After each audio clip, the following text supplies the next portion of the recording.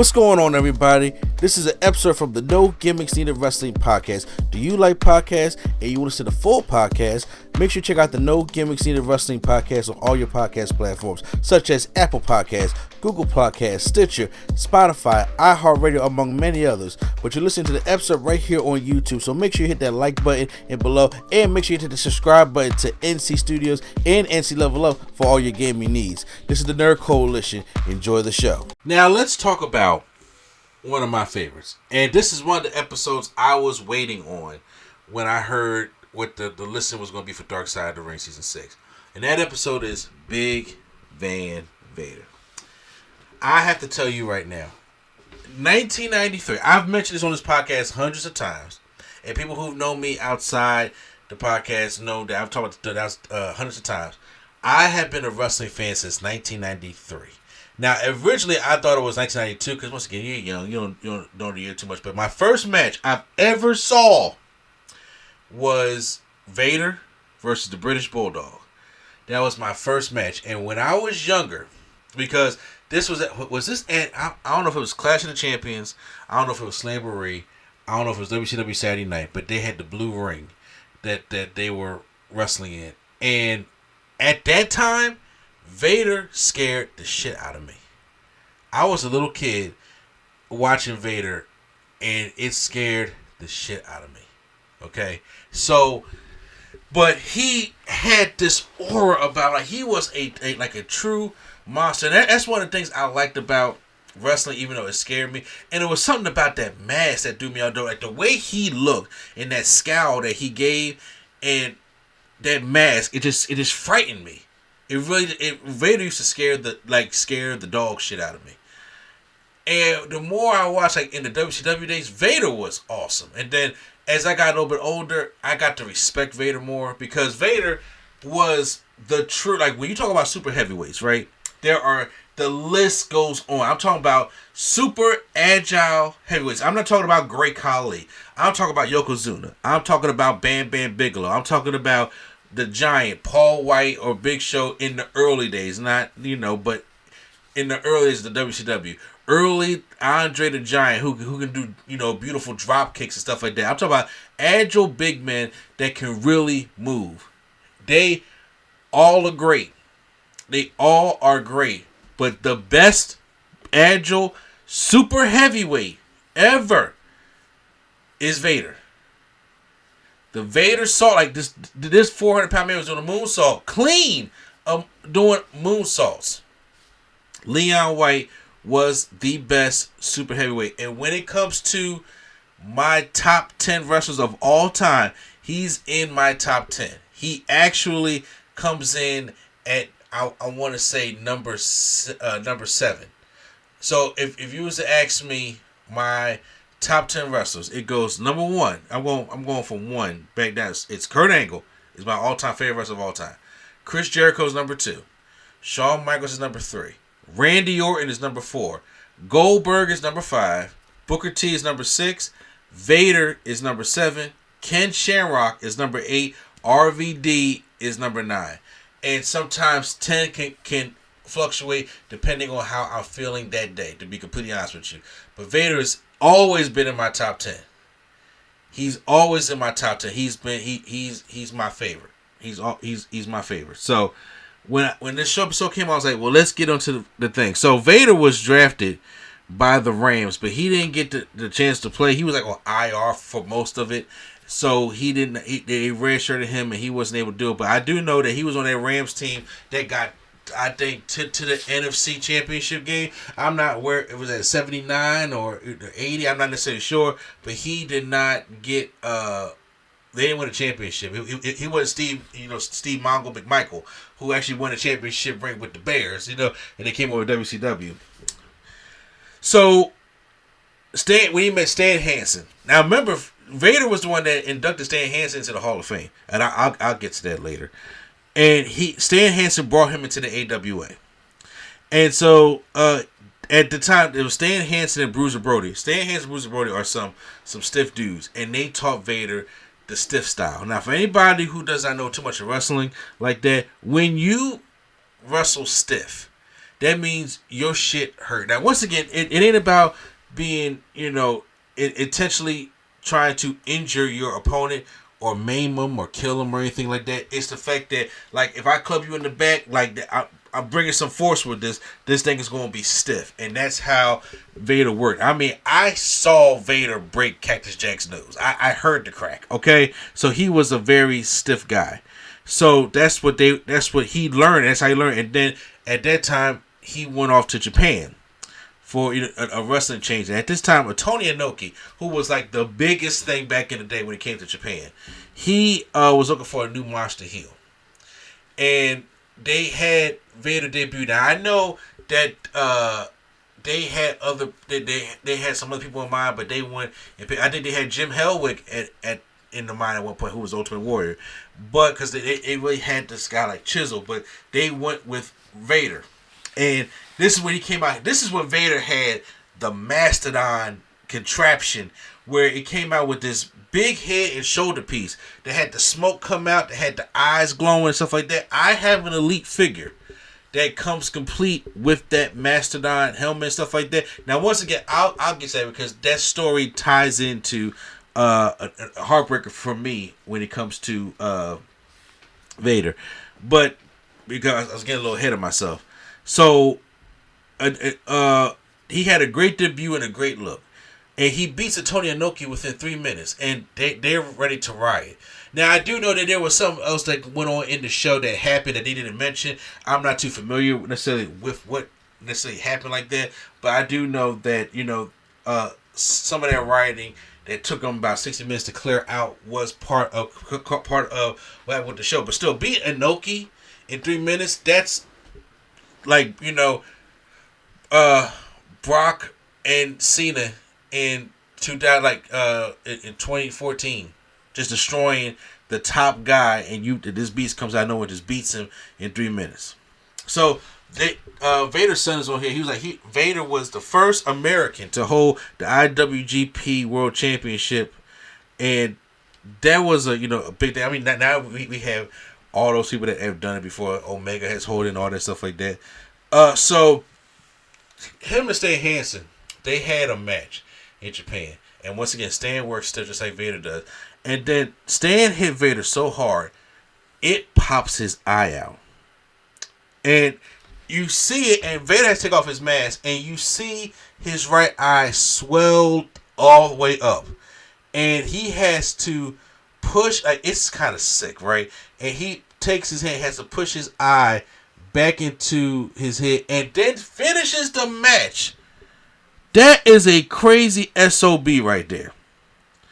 And because even in his Hall of Fame speech, he had made fun. He had brought the glasses out with the little springy eyes and stuff like that of him popping his eye out because he was having fun with it. Now, with him being in Japan and being a monster and a massive success over there, he was over in Japan for like 32 weeks a year. It's only 56 weeks in a year, so that means he is only home for about 20 weeks, or maybe I would say about maybe 5 months out of that time.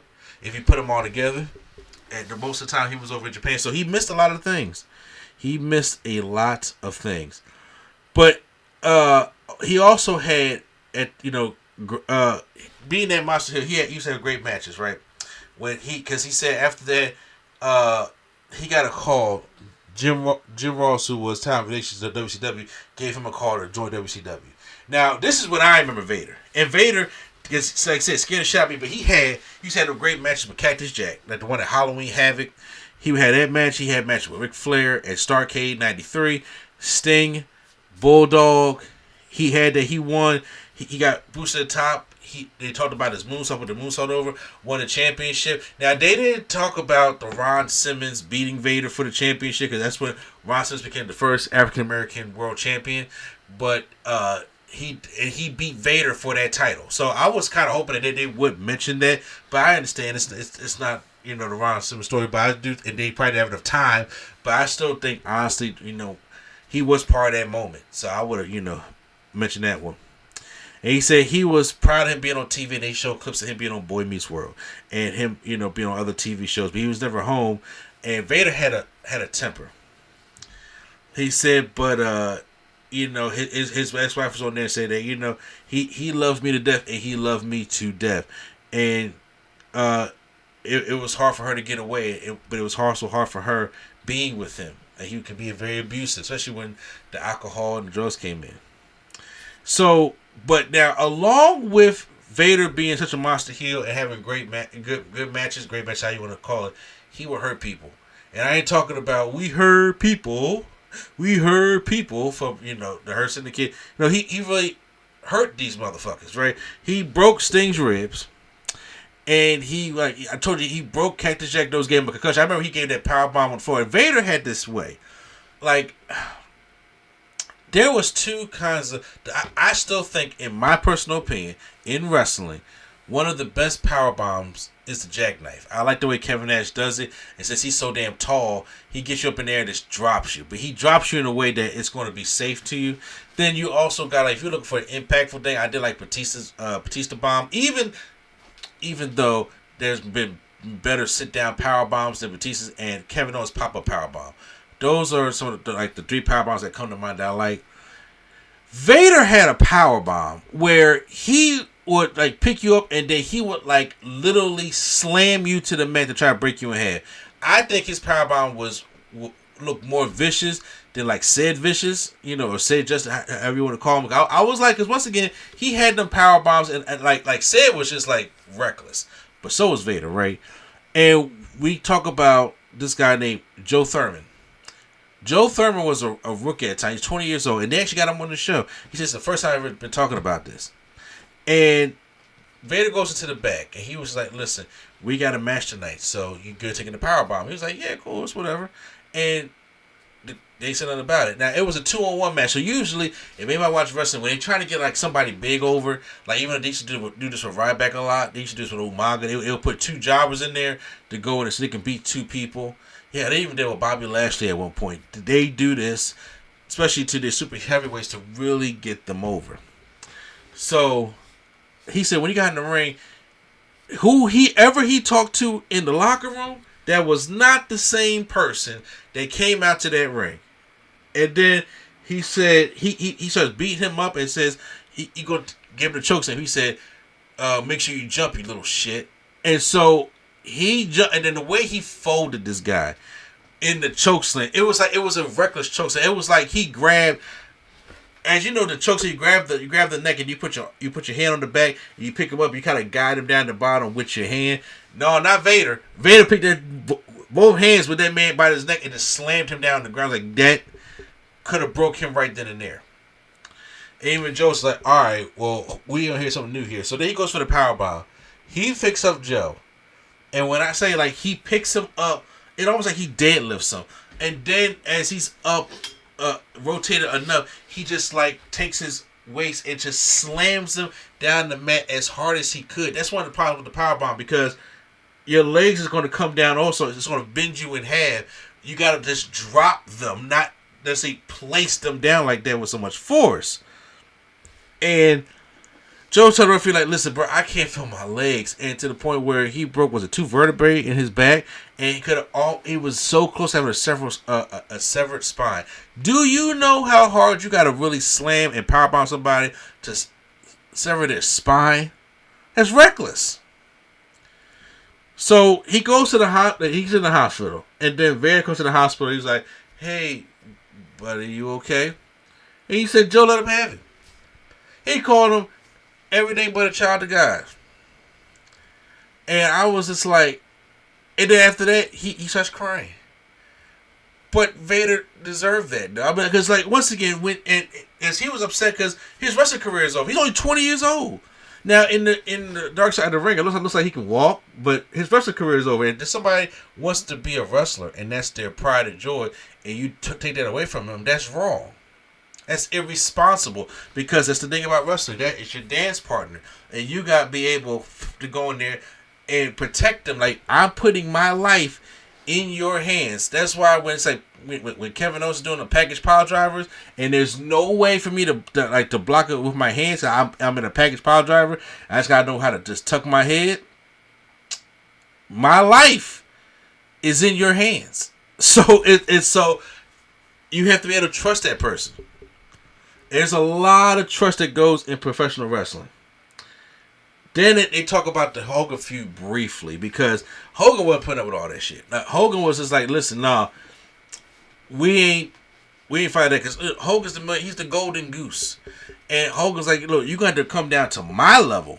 I'm not fighting your stiff style and doing all taking kind of power body because you can even tell the way Vader had to change how he was going.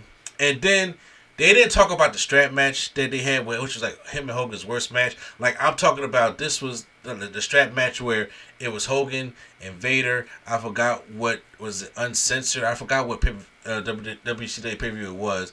To the point where Ric Flair came running down, and then Hogan tied the strap around to Ric Flair, and then went to all four corners and won the match, even though Flair was not even in the match. This shit was terrible. It was terrible. Once again, I know. That's why I said WCW had its major problems in the 90s as well. So during this time of WCW, towards the latter part of it, Paul Orndorff, who was Mr. Wonderful, he got nerfed. Now, because I never knew what the problem was, because I used to see Paul Orndorff, right? I remember him having like a match with Cactus Jack in the early 90s, and then he disappeared for a minute, and then in late WCW, he used to come back, right? Remember the British Bulldogs run in WWF when he came back and just wore the jeans? That's what Paul Orndorff came back as, and he had the strong arm, and he had the one small right arm, and I was like, why is his arm so damn small compared to the other side? Well, apparently he had nerve damage. And then his right arm was significantly smaller than his left arm because he had nerve damage. And so he became a producer for WCW. And he told Vader one time, get your fat ass up and do these promos. Or to do these interviews. And Vader was like, you ain't gonna call me no fat ass. And gets up in Orndorff's face. Orndorff knocks the hell out of him.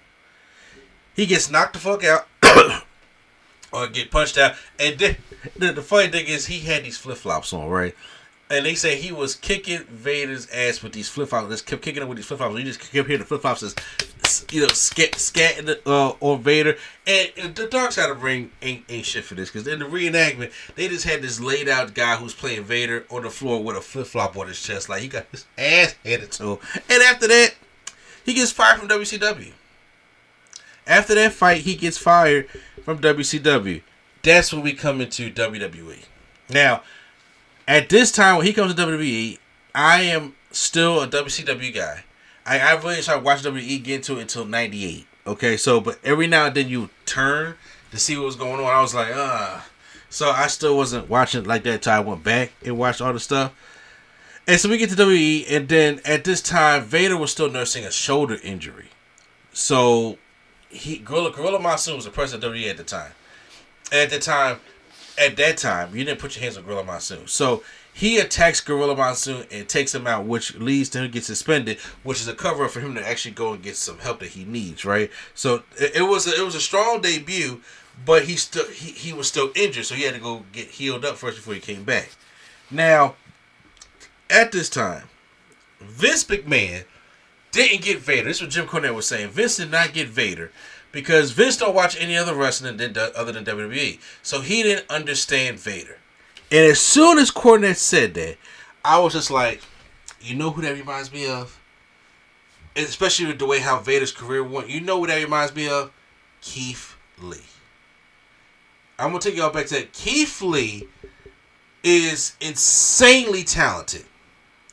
And he's another big guy who's very agile, who can do cruiserweight type stuff. Like if we're talking about overall, Vader will always be my overall best big man of all time. But if we're talking about big men in the modern era who can really who is really doing some crazy stuff, especially in the indies and things like that, Keith Lee comes to mind. Because the stuff that Keith Lee does at his size, you should not even be able to do. And just the spin kick alone, you shouldn't even be able to do. And Keith Lee was somebody who was so talented. Like, Triple H understood Keith Lee, and the way he booked him in NXT was perfect. And then he got called up to the main roster, and Vince did not know what to do with Keith Lee. Did not know what the hell to do with Keith Lee.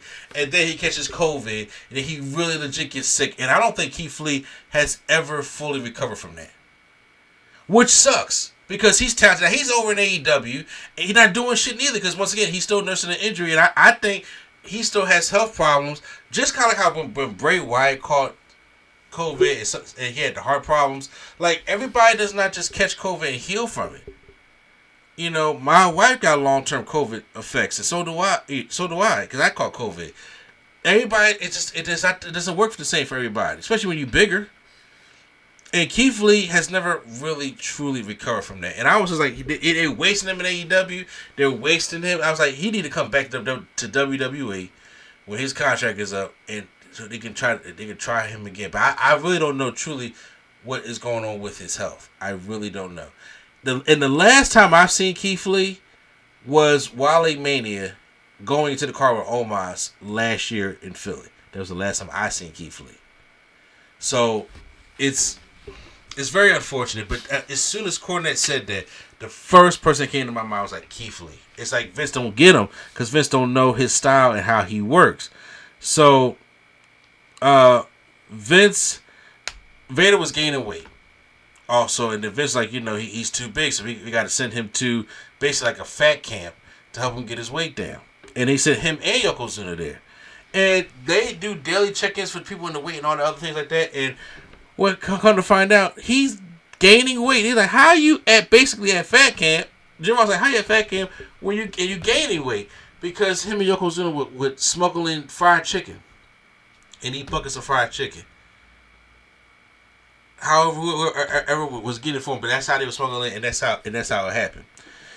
But then we get into Shawn Michaels, 96, SummerSlam 96, the main event. Shawn Michaels takes on Vader. I remember this match, and this is back in the day when Shawn was a pure prick. Okay, and he didn't want to work with Vader because, and Cornette, you can tell Cornette don't like Michaels. Still to this day, even if you listen to any Cornette shoot podcast or anything Cornette does, you can tell Cornette does not like Shawn Michaels. But he was, even today, even like, when you think time to bury the hatchet, Cornette like, no, I'm taking that to my grave. So he told about Shawn didn't like working with Vader. One, because he worked stiff, and he didn't like to work with him that was stiff, and because he didn't wash his gear. This has been a thing, right? I'm gonna mention this right here. This has been a thing about Vader that's been mentioned over and over again. Vader had hygiene problems, okay?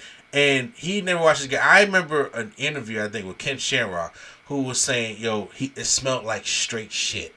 He didn't want to work with him or get suplexed by the guy because you wasting all the time trying to wash that smell off you because he never washed his gear. Because you think about you in there, you're sweating, and Vader wasn't where he had the wrestling. He had the whole wrestling outfit where the straps connected all the way down through to the boots, and that nasty ass mask. And also, Bret Hart had the same thing. Actually, Vader's hygiene was one of the reasons why Bret Hart went heel in the first place. I think Vince came and gave him a list of people who he would work with if he was a heel, and people he would work with as a face. So the heel, if he was a heel, he worked with Shawn, Austin, and Undertaker, stuff like that. But if he was a heel, Vader was on that list. He's like, nah, I don't want to deal with that. I don't want to deal with Vader. And so that has always been a problem. And I'm like, you don't really think about it, but hygiene should play a big part in wrestling because you're in the ring rolling around with another guy, which I know you need a pause or no Diddy on that, right? But that's what's happening, and you would think it's like, okay, I need to be hot because then you're gonna be sweating and then you're gonna be doing all that stuff like that. If you just go and you don't shower afterwards, and that stuff gets musty and smelly and sticky, it's gross, and to the point where I understand you on the road, it could be hard to wash your wrestling gear, especially when you only wear one type of gear. But it's like, bro, you gotta find a laundromat, get a system to wash that something, and put it over a light or something like that so it can heat up, so it can be ready by the next day. Or do what The Rock did used to do back in the 90s. Wash your gear and then come out there and track pants, something like that. The next time you out there wrestling, like for a house show, and then for the big shows, you make sure you have that thing ready, because that is disgusting. Like that would make me sick as well. Well, in the match, Shaw was about to go for his diving elbow, and he wanted Vader to move. I don't know if Vader didn't get the cue. I don't know. So as he comes off, Vader doesn't move. So Shawn just lands on his feet, kicks the shit out of Vader in his head and just screams at him, "Move! I told you to move." So, just loud. Everybody in the first couple rows can hear him, and it's very embarrassing for Vader. And you can tell Cornette didn't like any of that. Now, here's the thing: when I saw that, it reminded me of the Randy Orton Kofi Kingston stupid thing where he forgot a spot. That's what it reminded me of. So, as he loses at SummerSlam,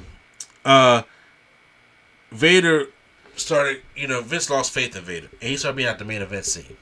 It was nice. He then, as time was going on, they were saying that he's a prima donna, and he felt as though that the way he was being treated was not fair. He's used to being the top guy, especially in Japan and WCW, and he was not that here, not in WWF. He had a terrible WWF run. Like they was jobbing Vader out to the point Dan Severn and Edge. Like, I'm talking about early Brood Edge was getting victories over Vader. Then even when he lost to Kane at Over the Edge, and he took off his mask, had an interview in there, and he was like, "I'm just a fat piece of shit," because that's how Vince McMahon viewed him. It's a fat piece of shit. And it was just not good from there. They also talked about the incident at Kuwait. They had one of their tours, and he was over at Kuwait, and it was him and the Undertaker that had an interview with this journalist from Kuwait on his TV show, and the journalist asked him, "Do you guys think that wrestling, what you guys do, is fake?"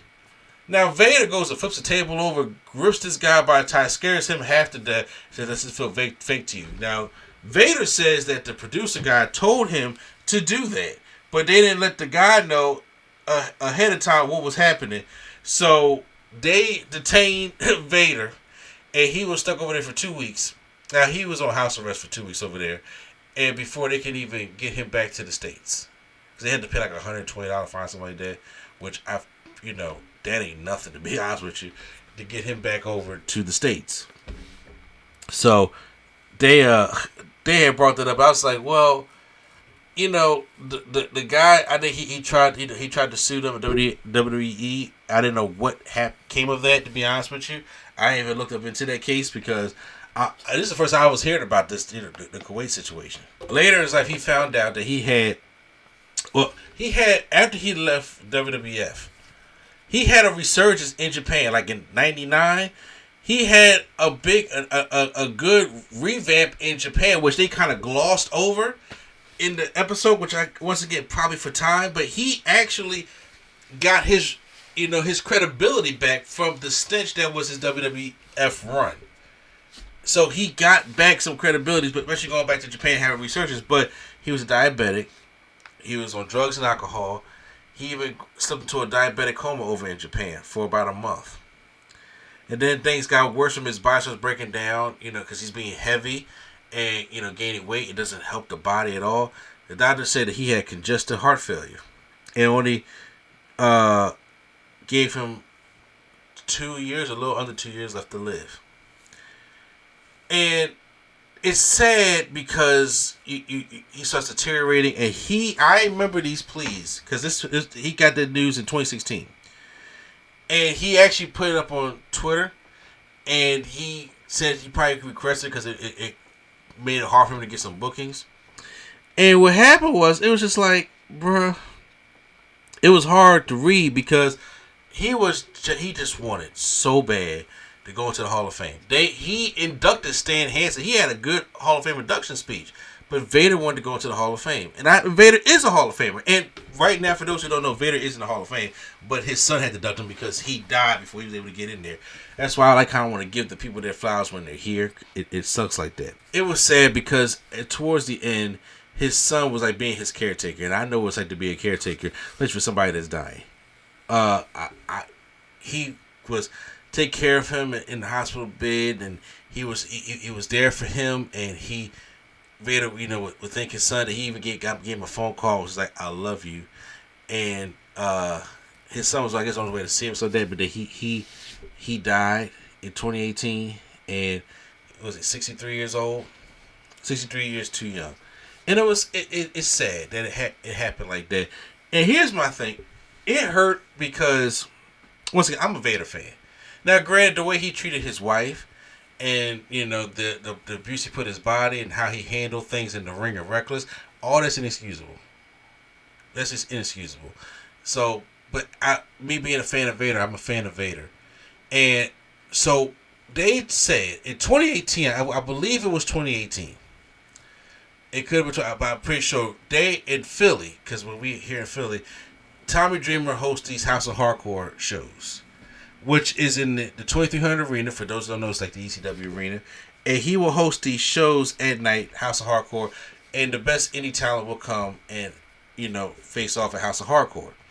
And depending whoever is on the indie circuit at that time was at House of Hardcore. I've seen the Hardys. I've seen Leo Rush. I've seen Cody Rhodes. I've met Cody Rhodes. Okay, so like when he was doing the indie stuff. So I know all these people. And I know, but I've seen all these people. Me and Yin was there at one point. So you see these people in the House of Hardcore. Neither here nor there. Every night, every time he has an event, it's usually on a Saturday, House of Hardcore, he has something called Icons of Wrestling, which is like his little small wrestling Comic-Con that he has at the 2300 arena in the daytime. So usually the the Icons of Wrestling is from 9 in the morning to about 3 in the afternoon. And then the House of Hardcore show is from 7 at night to about 10 at night, usually. Or 7 to 11, depending on whatever the case is, right? So, this one particular, I started going in 2016. And this one particular year in 2018, they was bringing Vader. I was like, I had my Vader shirt. I had this Elite figure. They had this Elite figure Vader, which is like from the WCW day. We had the Mastodon helmet. And I was like, that's one of my favorite Vader. So I had this Elite figure. I was like, okay, I'm going to take a picture of Vader and have him sign my Elite. When we got there, they said that Vader canceled. I was like, oh my God, Vader had canceled. Like, what the hell happened? What's going on? And at this time, I didn't know how sick Vader was. Because I just thought that, it's like the doctor said you only got this much time left to live and all stuff like that. So you don't necessarily know how much time, it really is. Or he could got more time. He could be even denied, stuff like that. But he had canceled. And everybody was like, sorry. Everybody who wanted to buy for Vader and stuff like that, he's not going to be here. And it did disappoint because I wanted to see Vader. And a couple months later, I won't say it was, Vader passes away. That was like it. And I really wanted to meet Vader. I wanted him to to sign my Elite figure and also I'm a fan of Vader, and that sucked. It really sucked. So I really enjoyed this Dark Side of the Ring. If you know a good amount of Vader, it wasn't nothing really new, but they did. I like them addressing his the WWF run. It could have been a lot better. There's some things that they did not address that I wanted them to address, to be honest. But, Dark Side of the Ring got 42 minutes without commercials to really, tell a story. So, next week's going to be Tony Atlas. That should be interesting. So,